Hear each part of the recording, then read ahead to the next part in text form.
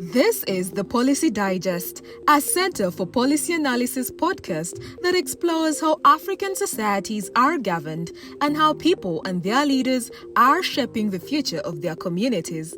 Through candid conversations and insightful analysis, we aim to provide a deeper understanding of the political, economic, and social landscape of Africa. So sit back, relax, and get ready to explore the diverse and dynamic world of African governance.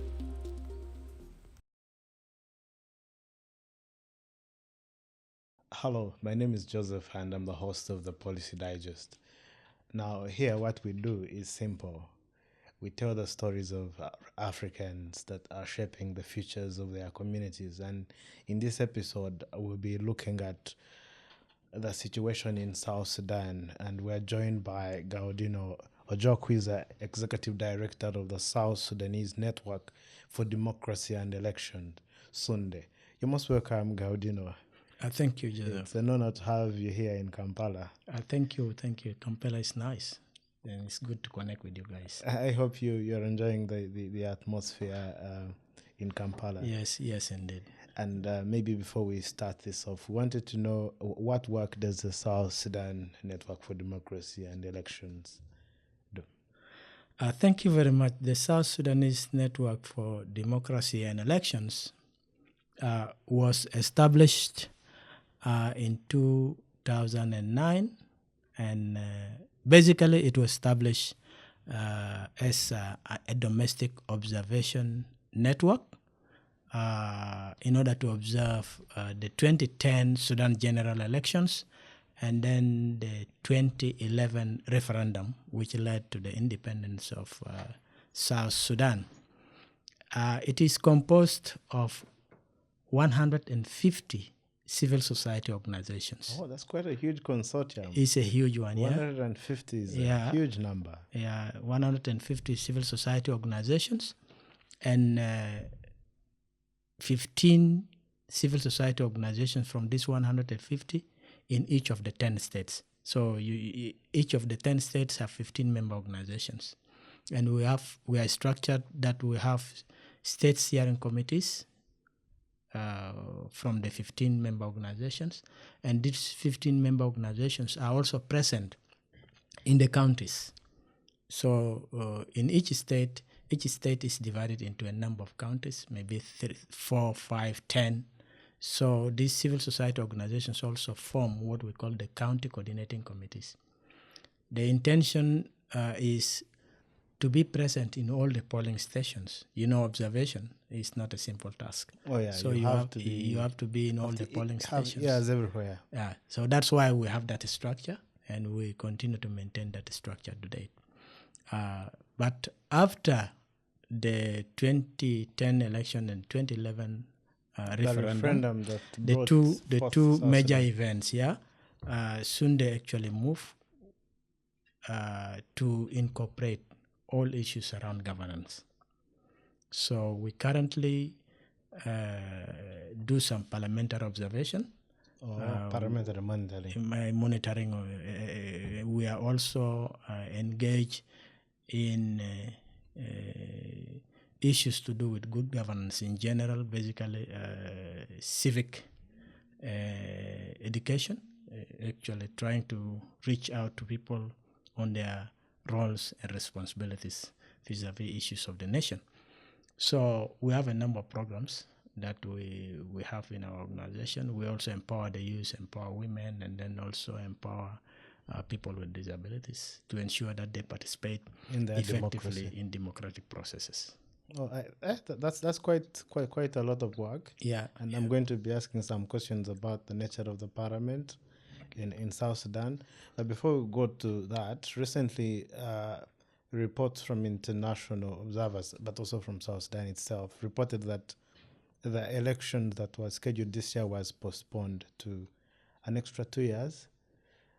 Could you tell us about what drove that decision of the South Sudan government? It is unfortunate that the elections have to be postponed for the second time. This is now the second postponement. Oh, second time? Yes. Okay. Because in the roadmap, which led to the RARCSS was coming to an end, and the RARCSS, I mean the Revitalized Agreement on the Resolution of the Conflict in South Sudan, which had one role. I think it had a number, but the major one was to end with an election. Yes, that was the one which was to end with elections, which actually could have been in 2022. But before 2022, the agreement itself was coming to an end, and so the members decided unilaterally, the parties to the agreement, to that agreement, came together and said, now the agreement is coming to an end, can we revitalize it by coming with a roadmap? So they decided... For an election. Yes, the roadmap for critical aspect of the peace agreement to be implemented, including elections.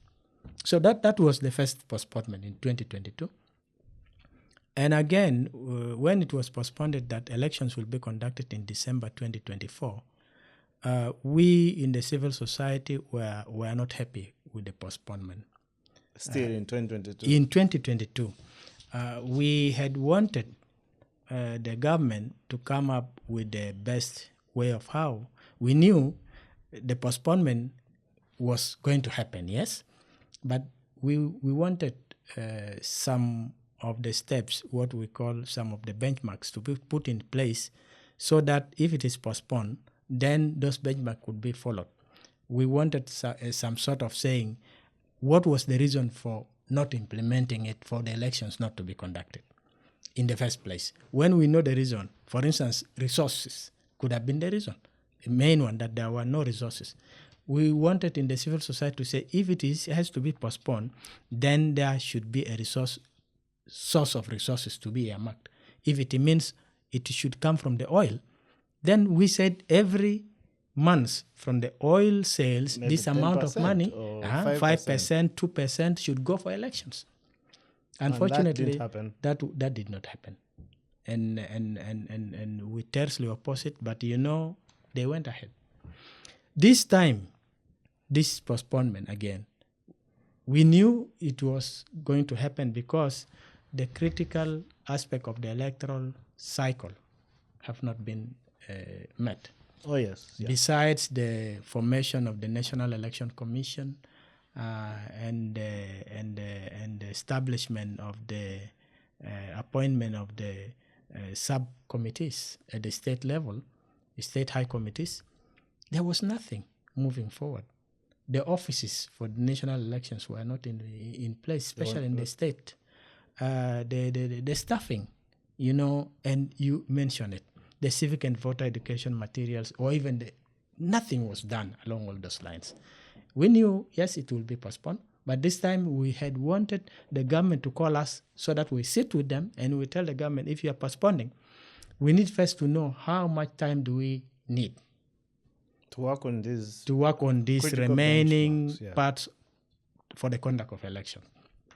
Look at the election timetable and say, look at the election cycle, say this can be achieved in 2 weeks, this can be achieved in 1 week, this can be achieved in 1 month. We then put a realistic time deadline that by this time we will be conducting elections. We'll have a census. By this time we will have this. Yes. We'll have this, we'll have this, we'll have this, and then by this time now we'll have elections. The census will be conducted from this to this. If permanent constitution is to be done, it will be conducted from this to this. And now, if elections has to be done, now the steps to be carried out for each of the electoral cycle. This is what need to be done. And from where will the funds come? We will also say from the oil money, yes, this percentage. This percentage will get to this. That was what we wanted. But again, they evaded us and decided to postpone it on their own. And I think maybe to analyze the political economy and the interests thereof. So what are the interests of these parties in the Revitalized Agreement for the Resolution of Conflict? The one which had this specific outcome of ensuring that we should have an election at its end. What are their interests? And why are they seeing an election as a threat to their interests?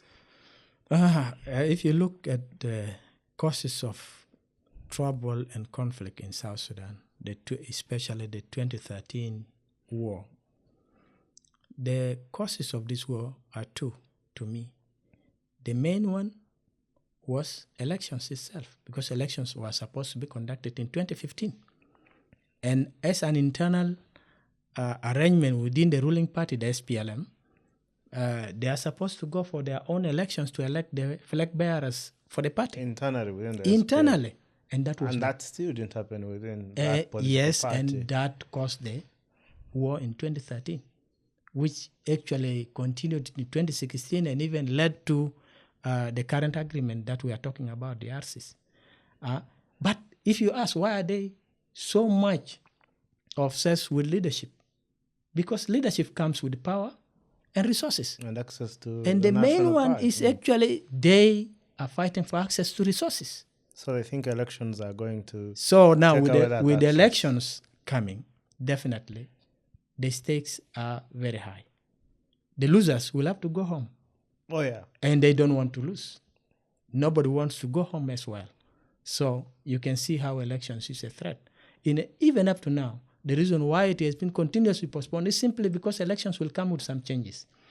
No matter how the government may mismanage the electoral processes, it may not happen as they wish. Some changes will have to come on board. And if those changes come on board, the worry is, what are those changes? The limitations. Who are going to be affected with those changes? And so they don't want elections. Now I know that it is postponed because they don't want elections. And even in the future, I'm telling you, still without steps put in place properly and some guidance and some serious issues put in place, these people will still... we'll still find ourselves in this a way of another postponement. And just to follow up still on that, one of the reasons cited for the delay was the need for a permanent constitution. Could you tell us about the current status of the constitutional process and how vital it is to the next election if we are to have it in 2 years? Making a permanent constitution initially was very, very key and very important. When the agreement was signed in 2018, people thought that through having a permanent constitution, it will usher in the best electoral processes, and it will also usher in the best democratic, steps. Dispensation. Dispensation, yes, to say. But as of now, people have come to realize that it is a mirage. It will continue to be a mirage if we continue with the current system, because none of the steps have been put in place in order to ensure that the permanent constitution process is being done. A people's-driven constitution has not been... Is that like a commission of sorts? Yeah. Right now, what happened... what happened of recent, I think, was it... of recent, they just formed the constitution. I mean, the commission for the constitution-making process. The commission is established, and the members are appointed, but there is no funding. You can see now, no money. Those people, the appointees were very happy that we are members of the commission, but unfortunately, up to now, to do that, they have not received anything in order to do anything. So they are stuck, and nothing is moving forward. They have now become advocates. Please give us money. They are asking for money, and there is nobody who is ready to give them money. So that's where the problem is. And so for me, the constitution, yes, is very important, but it shouldn't be an obstacle for conducting elections. For South Sudanese right now, elections is of paramount importance than all the rest. Simply, they believe that elections can bring in some changes, including getting the right people who would now come and make a permanent constitution. The view is now that if we have the right elected representative of the people, then they will be able to make a better constitution. And I think you make quite a great contrast, because if in the status quo we have a constitution, in the vast majority of instances, there's a great likelihood that it will not be citizen-centric. It will speak only to the interests. Correct. But if we had democratically elected leaders, then they would, out of their respect of a social contract, Correct. then ensure that at its best we have something close to a citizen-led constitution. I think that's good. But I've been following the point in South Sudan still, and there are quite a number of political parties. I saw a number of colors that's to identify.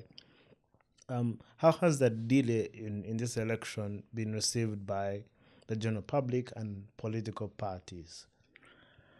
The delay in elections is received badly by the public. The public are not happy with the extension because for the public, they believe the only way out of this current system is elections. And so they were eager to see into it that they go to the polls to elect their representative who would listen to them if asked to do something for them. That is how the public receive it, and people are not happy with it. But the political parties, the current government is formed by the political parties. And through an agreement called the Revitalized Agreement on the resolution of the conflict in South Sudan.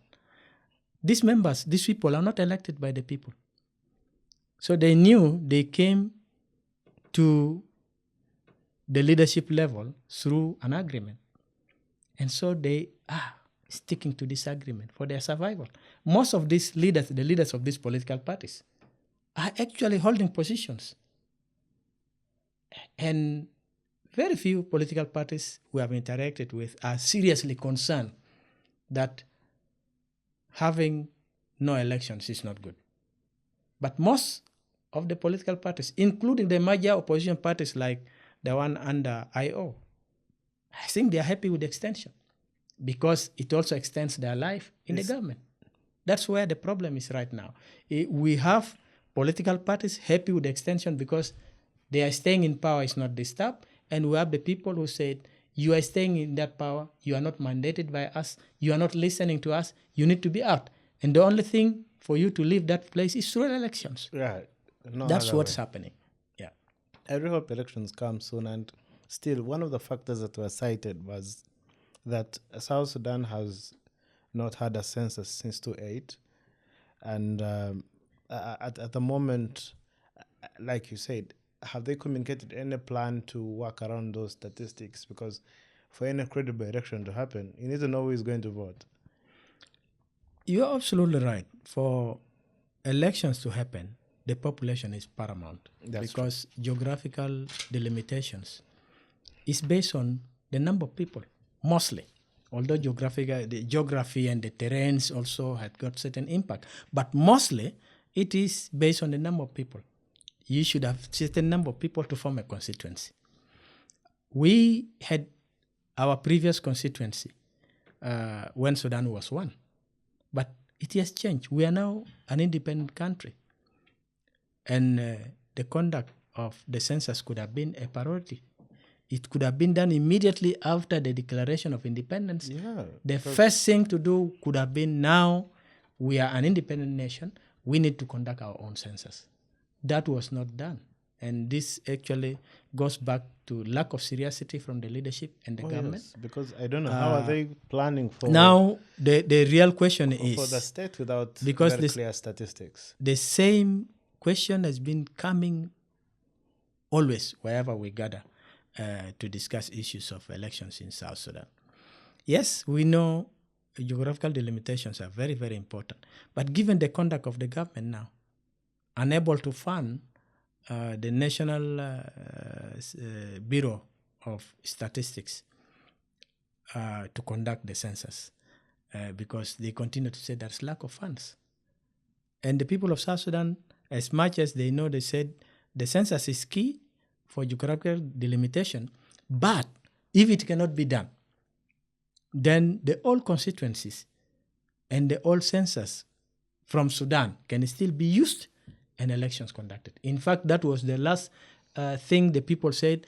That if the census becomes an obstacle to elections, forget about the census. Let's use the old census and then we go for elections. Creating our geographical constituencies based on the old census when we are in one Sudan. That is what people now believe in. But if there is an opportunity to conduct the census and the government is able to avail funds, since that they have extended it for 2 more years, the conduct of the census can still be possible, because the census can be funded. At the same time, the Electoral Commission can also be funded, and they can do concurrently until the census results are out and then geographical delimitation is done and people go for elections. I really hope they prioritize, but even if they don't, like you said, elections still is key. People want elections more than anything else in South Sudan. And I remember in Feb, March, when we were at Sheraton for the second East African Parliamentary Monitoring Organizations Conference, you did highlight that the nature of South Sudanese democracy, specifically the legislature, is dominated by the military. In the second segment, I would like us to speak about how citizens are navigating their right to engage in holding their leaders to account vis-a-vis the fact that the democracy is set up in such a way that social contract doesn't exist. Thank you, and stay tuned. We return shortly with the second segment on that issue.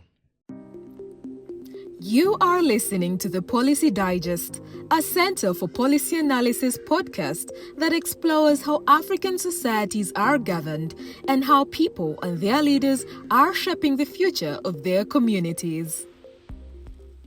So yes, let's pick it up from where we stopped the first segment. The South Sudan's parliament has a significant military presence, which can complicate the checks and balances typically seen in other democratic systems. At the moment, how do citizens engage in holding their leaders to account? I'm not sure whether they are their leaders, since it looks it's a different arrangement. Maybe you could walk us through the history, but still how citizens engage in that participatory accountability process. Initially, when the parliament was 171 MPs, it was very good in terms of interaction between the public and their parliamentarians. And it was accessible. The MPs were accessible to the people. They usually visit their constituencies and then discuss matters of interest to both the constituency and to the nation. We in SSuNDE happen to be of greater help with regard to that one, because we were able, we had a project called Constituency Focus Group Discussion, where we facilitate the MPs to go to their constituencies and then discuss in a focus group sort of roundtable discussion. Like a town hall, maybe 50, 100 people? Town hall discussion and so on and so on. Then people come up with issues, agree on even the projects that were there, because the parliament had come with what they call Constituency Development Fund, the CDF. The Constituency Development Fund actually improved the relationship between the parliament, parliamentarians and their people. And most of the parliamentarians were going to their constituencies to seek direction in terms of which projects are a priority, and agree with their communities and their constituencies on those projects and submit them. That's quite a good project. It was a good one. Oh, unfortunately, no longer exists. All these have fallen apart. Oh. With the war in 2013, and then the project had to fall apart. The Constituency Development Fund collapsed, and immediately also, the means and the structures of how to engage with the parliamentarians also collapsed. And eventually in 2018, when the agreement was finally inked, the parliamentarians who were brought were not elected by the people. They were brought by the parties to the agreement. From 171 parliamentarians to 400, to 550. 550 from 171. Right now, this is that's quite huge, excluding the upper house, right? Excluding the upper house. If you put the upper house, which is 100 MPs, you are talking of 650 members of parliament. 650 members of parliament. That's too huge. That's too huge for a country like South. You say 12 million people? The census made it 12 million, but we in the civil society say it is exaggerated. It is much more less than that. So basically, this is the situation. The checks and balance are not there. We in the civil society are trying our best, but the institutions which are supposed to put the checks and balance in place are no longer functioning. The Anti-Corruption Commission is not there, although it is there in name, but they are doing nothing. Oh yeah, they're not funded. They are not funded. They are not supported to do their own work. We have the National Audit Chamber, which is supposed to audit all the finances of the government. Yeah, like the Auditor General's office. The Auditor General does the audit. The audit reports are there, but nobody is listening to those reports. So you can see how difficult it is. The public, instead of using these institutions, are also frustrated because you don't have a place where to place your request or an issue. The MPs don't go to their constituencies anymore. Because in any case, they're not representing you. They are even saying, who are you to ask me? I did not Why go should to I Parliament. be accountable to I did you? not go to Parliament through your votes. I went through an agreement. So if there's in any case, if there's any question, it is my party to ask me what I'm doing in because Parliament. it is the one that appointed me in Parliament. The one appointed me into that office. So you can see where our problems are in South Sudan. So that linkages between the public and the Parliament is already not there. It's not there. The Parliament is the Parliament of the parties. The Parliament is the Parliament of the leadership, the presidency and the rest. So that's the situation we're in now. And I think that's quite a scenario, because you cannot accurately have a leadership that has no accountability system. Otherwise, that becomes something else that is not leadership in principle. And maybe just still follow up on that. Normally, in such scenarios, if we are to pick up even if it's a civil rights movement in America, even if it's a candlelight revolution in Korea and other parts of Asia, or the Arab Spring, normally when citizens are left out, some form of social movements are fragmented that want to revitalize that kind of power imbalance. Are there any social movements that have started to rise up to say, no, we cannot continue running the state like this? As you have put, a government that is a military government is a government that does not have mercy in the first place. And there is a known statement in South Sudan that we don't have rubber bullets, we don't have this water, tear gas? Tear gas. Yeah, we have tear gas. Yes, we don't have tear gas. We only have live bullets. And anyone who attempts to go to the streets or demonstrate or gather in order to challenge the status quo, the only thing you get is live bullet. That has caused a lot of fear. And indeed, those who attempted were also seriously injured. There were some who attempted. Yeah, at least you might have heard about some few sort of demonstrations. Before even a demonstration happens, and then you are put off on a serious note. By put off, you mean you're killed or you're arrested? You are arrested and you can even be killed. So basically, that is what's happening. 2, South Sudan is a country where the level of civic awareness is very low. The people have not understood their civic duties. The rights and responsibilities are not yet known, and that need proper civic education. That's why we are pleading with our helpers that help us to conduct massive civic education. 3, the level of tribalism that has come up in South Sudan is, I think, the worst in the whole of Africa. People follow tribal lines more than anything. So any challenge, you challenge any leader for doing a wrong thing, they'll say you're challenging the tribe. My tribe is being challenged. So that is a big issue. And to bring people to understand, it is only through civic education. Until we people can disagree. now understand that, look, a tribe is a tribe. But your rights as an individual has to be respected by someone else whom you have given the position, that kind of the power. leadership.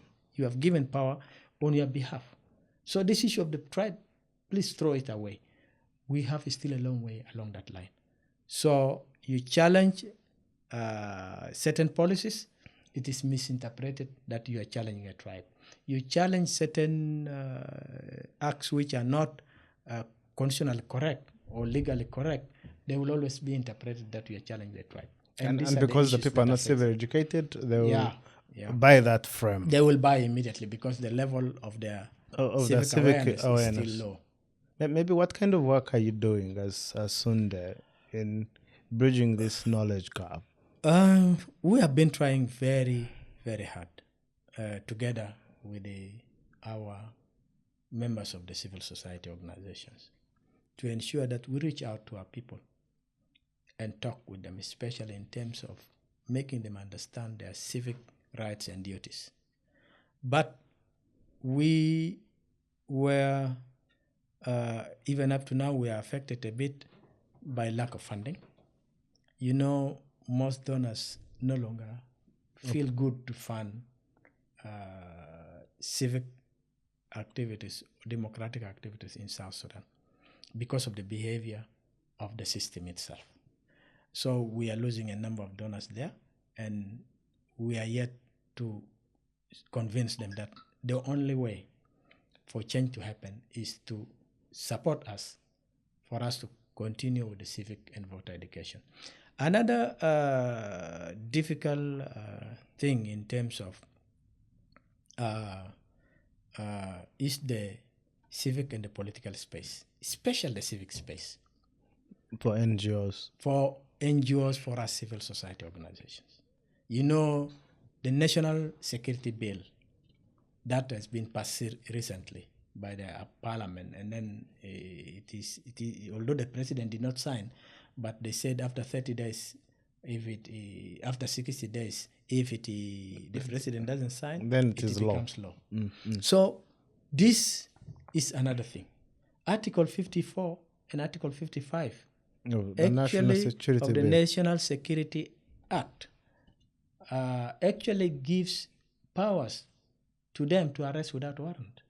You can see if you can be arrested without even any single paper or even explaining no reason or explaining to you that we are that's arrested giving because the state apart abducts. So yeah, that's where the problem is. So we are actually prone to abduction, to unnecessary arrests, and even to killings with those articles, because those articles justifies that a kind of treatment for people who have different opinions. That kind of treatment, if you have a different opinion, you can be treated that way. And that's where I said this is another reason which also impact negatively on our activities. We know it is not easy to maneuver a military-like system. You rightly put it that this is a military, the background of this government and the system that we are in South Sudan has got a military background in terms of the guerrilla war, and so it is not easy for them to understand the importance of civic rights, even if they contain the civil liberties are contained in our constitution in terms of liberties, that we have the right to associate, we have the right to assembly, we have the right to information, and so on and so on. These rights are not respected, given the fact that you can be arrested anytime when you assemble, you can be arrested when you speak. That's so if you don't lose your life, like you said. Yes. Yeah, yes. And perhaps to still follow up on that kind of militarization. So we know that what perhaps normally springs nations into conflict is the fact that both people that are in power and those that, let's say, lose an election have access to military power. So what can be done to demilitarize ahead of the election? Because, like you said, both the opposition and government, all of them have military power of some sorts. Yep. So what can be done to demilitarize such a political climate to ensure that the risk of post-election violence is mitigated? This is one of the issues that we are facing. The agreement made it very clear that for the country to move peacefully and successfully in conducting the elections, plus other related reforms, there must be unification of these forces, the opposition forces and the government forces. To date, as we speak, very few has been trained and then unified. Training of the army officers in The army officers joint training in terms of joint training for the different factions. For different factions. So they are still in different camps. Mostly they are still. More are still out there. They are not yet unified, and that's a challenge.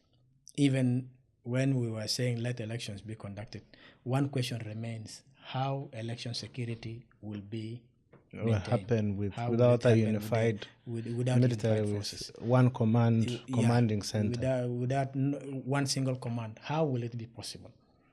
That was a big question that none of us could find an answer get to. an answer. So even up to now, that question is still relevant. The only way out is unify the forces and deploy them as a unified forces with one command structure. That's the only way. And that will secure that we will go for a peaceful elections. But without this unification, the probability of conflict erupting is very high. It's very high. And we are not for that. We don't want conflict to happen because elections is for peaceful change of power, peaceful way of bringing your leadership into power so that they are able to listen to you. So this is a big question. It's not a question for only us. Even the region is asking this question. How do we demilitarize? But in the long term, we know the transition from a military government to civilian government will have to take some sort of steps. Every country has got its own history, and for us, we know it will not be easy to get rid of the military totally. The military are going to be with us for some times because they are still there with the bush mind, the guerrilla thinking and so on. This is still embedded in them. It will take time and to slowly ensure that age, once they are, age is also taking toll on them. Time is also taking toll on them. With the time, all of them will retire if a good system is in place. And then we have new fresh blood. New young blood leading our army, leading our police, leading our security agencies. That is the hope that we have. And then definitely trying to delink the government from the military, like what is happening in Kenya, where the military is purely military and has nothing to do with politics. And there are places in the barracks. They are in the barracks. End of story. That is what we want for South Sudan. If we end up having our people in uniform in their barracks, we will be the happiest. Although the police will be intermingling with us, like what is happening all over the world, but they know they belong to which section.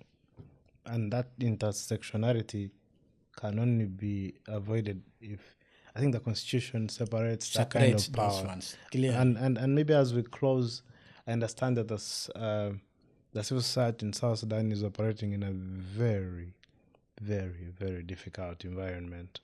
And I think you're doing the most with the resources available and with the limitations that are available.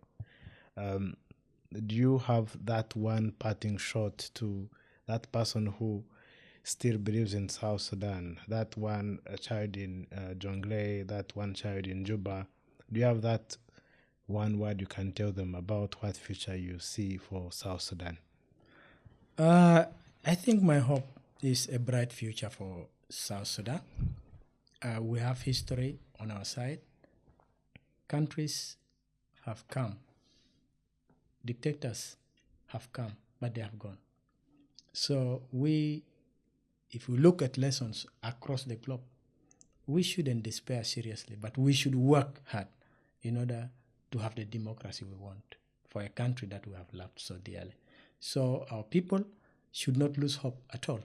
We should continue to fight and continue to talk, continue to have conversations for the best system that we want for ourselves. And there is none other than democracy, and that can only be done through regular periodic elections to change our leadership. Thank you. Thank you so much, Galdino, for being a part of this podcast. And to your viewer, I'm hopeful that the conversation we've had has shared a bit of context about the political situation in the South Sudan political environment as of 2024. It could change in a year or two, so let me timestamp that, because the work that people like Galdino are doing is very, very, very vital. So in order for you to understand where South Sudan comes from, I hope that you can follow the work that the SSuNDE is doing, and you're going to find a lot of work about the work they are doing in advancing the cause of democracy. And as Galdino said, democracy is hard work, and we must work daily. We must work daily to ensure that we keep that which has sustained some of the most civilized nations around the world, from America to the entire Western civilization. And till next time, we hope that you keep glued to all our podcasting platforms. We are live on YouTube every week, Monday, Thursday. You can get fresh podcasts that come through as we chat a way for having a better Africa. Stay tuned. Thank you for listening to the Policy Digest, a Center for Policy Analysis podcast that explores how African societies are governed and how people and their leaders are shaping the future of their communities. For more podcasts, check out our Podbean and YouTube platforms. Thank you.